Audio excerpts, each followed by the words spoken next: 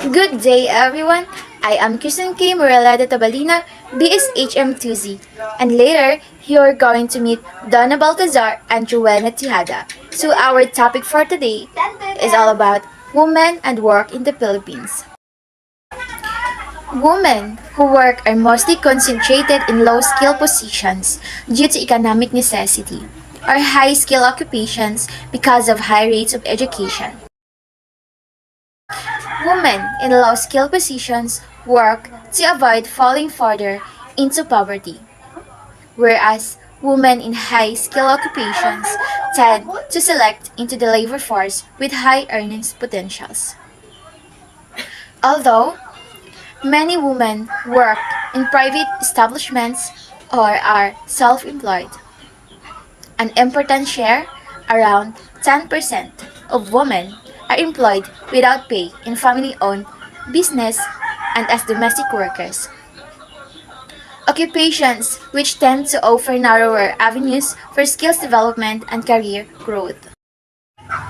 In 2022, the female labor force participation rate in the Philippines was 45.96%. There are 74.6 million women in the civilian labor force. Almost 47% of U.S. workers are women. More than 39% of women work in occupations where women make up at least three-quarters of the workforce.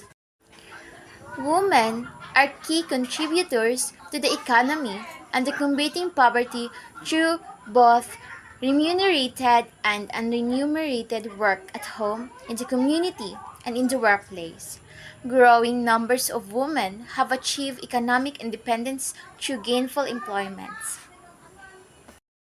Madami na ang mga babae ngayon na nagtatrabaho at inaasahan sa pamilya. Pinatunayan nila na hindi lahat ng mga babae ay mahina at dapat ay nasa bahay lang. Laban kababaihan.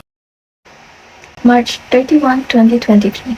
The struggle for gender equality and women empowerment in the Philippines spans decades of sacrifices and successes to break through the barrier of voicelessness and discrimination. Testament to these are game-changing laws such as Republic Act RA No.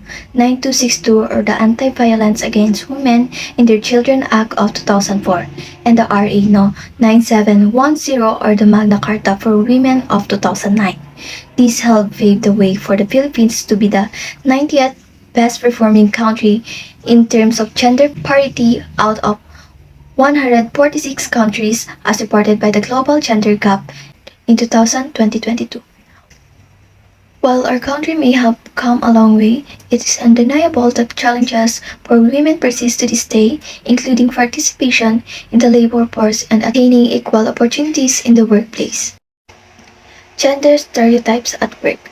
As reported by the Philippine Statistic Authority, data on labor force participation rate (LFPR) by sex since 2008 show that the LFPR of women was consistently lower than men.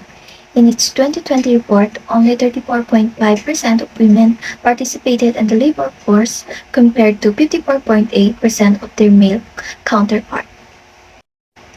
During the COVID-19 pandemic, women were forced to leave work to take care of their children, the household, and sick relatives. The World Bank also reported that women are more likely to assist in distant learning during the lockdown. Italian stated that there are certain lucrative fields that still favor men, such as those which heavily use digital technology. Aside from lower labor participation in these fields, women also face the gender pay gap challenge. Indeed, a study conducted by the Philippine Institute for Development Studies in 2022 cited that women who are engaged in digital jobs received 18.4% less salary than men. While women today are more educated, some areas such as digital technology remain a male-dominated field.